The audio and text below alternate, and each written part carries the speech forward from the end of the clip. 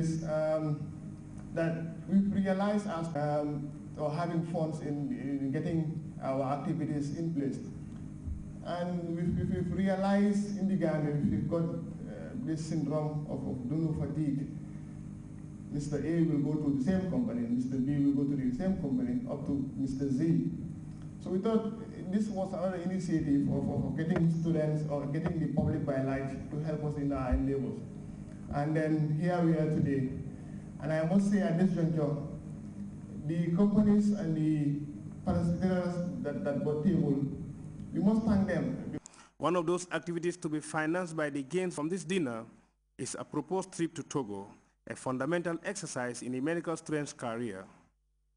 The things that we are discussing in Togo are topics that are of interest to us now. We're talking about maternal mortality today, we're talking about nutrition, infant nutrition, we're talking about cancers that are affecting by light.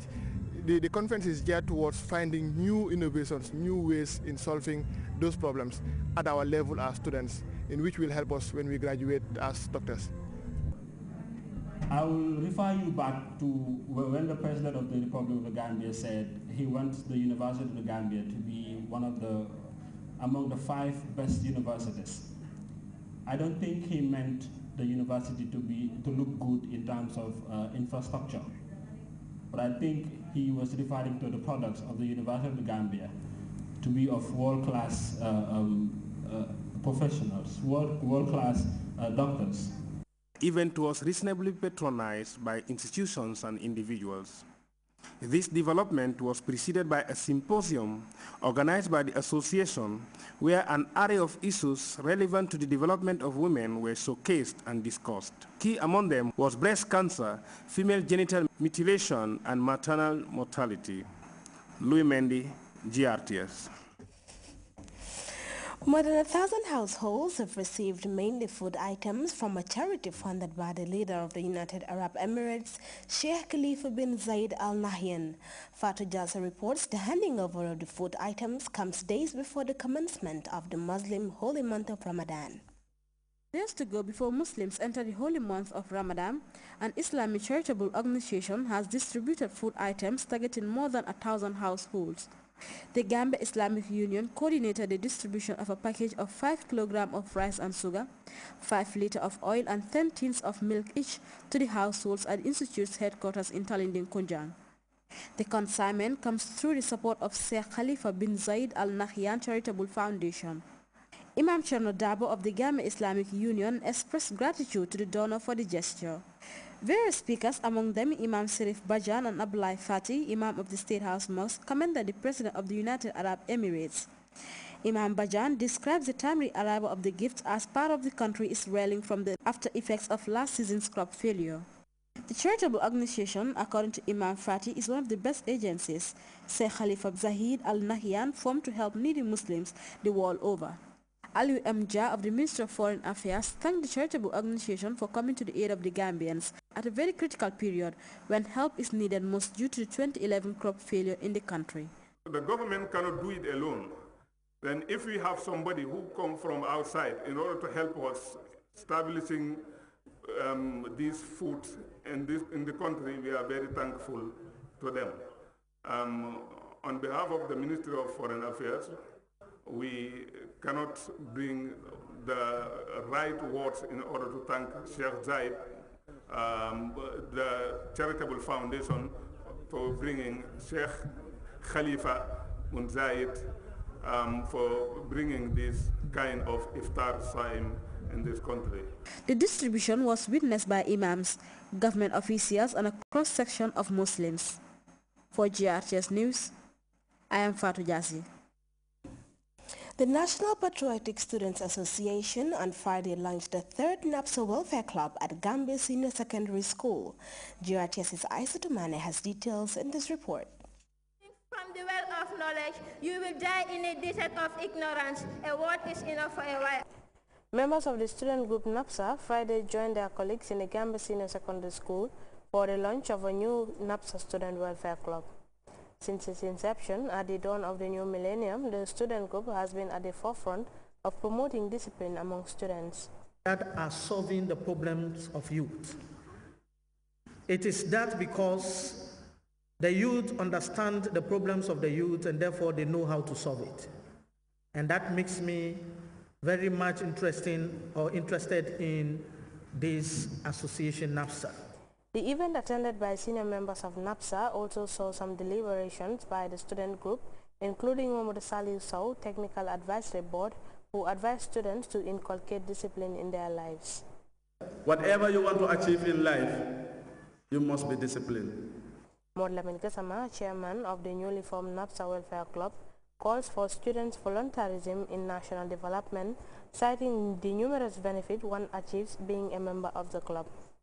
Declaring the Gambia Senior Secondary School NAPSA Welfare Club officially launched, Jarga Ige, chairman of NAPSA, commended the club for the action plan drawn to be implemented by the executive body, urging members of the new club to work hard to live up to expectations. This is a lofty challenge bestowed on you to fulfill the aspirations and dreams of the students that elected you into various positions. The new welfare club is expected to provide counseling and help students of the renowned school in meaningful actions paramount to the working principles of NAPSA. For Grts News, I am Estumane. Well, from that we take a very short break now. The news continues in just a moment. Words of inspiration. I really want to go back home and try to follow my dad's footsteps. Events that shape our perspectives. I always say this, Gambia will never stop having peace. Translating dreams into reality. The rights and opportunities of all women and girls deserve our attention and our support. On Weekend Spectrum, we try to follow spectrum of stories focusing on human interest angle and make you wonder what's next. Well, 8 books, that's a huge collection. Every weekend at this time on Grts. Welcome back. A prominent Malian journalist is recovering from injuries he sustained after he was kidnapped and beaten by unknown assailants. Sauto Haidara is the editor-in-chief of Malian daily independent newspaper. Haidara was kidnapped in a daring raid on his offices in Bamako by gunmen alleged to have been government soldiers.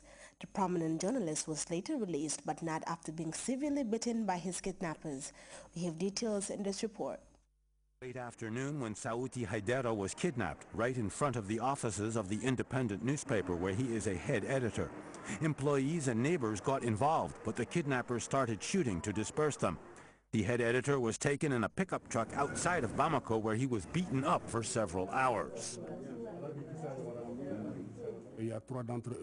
3 of them aimed their weapons at me, while 4 or 5 others began to hit me with their rifle butts and with clubs.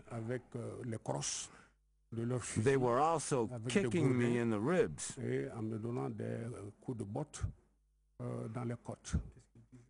And the only thing they said to me was, "You journalists are a pain in the neck." A number of high-level visitors told Sauti Haidara that he had their support. They were the ministers of Mali. Here everyone is worried. This is not the first time that a journalist has been beaten up since the military coup on March 22nd. We believe that someone should not be attacked because of his opinions. The government is saying this loud and clear. We don't necessarily have the same opinions as Mr. Haidara, but we cannot allow him to be attacked for his opinions. Sauti Haidara said that the people who beat him up were soldiers. The government has promised to investigate quickly. Protesters have clashed with police as anger continues to rise over the Spanish government's belt-tightening economic measures. Riot police arrested a number of protesters after engaging them in 3 days of running battles in the Spanish capital, Madrid. Demonstrators are calling for the resignation of Prime Minister Mariano Rajoy and his government. We have more in this report. At least 1,000 people from Spain's indignant movement took to the streets of Madrid on Friday night to protest against new austerity measures that Mariano Rajoy's government has approved. in front of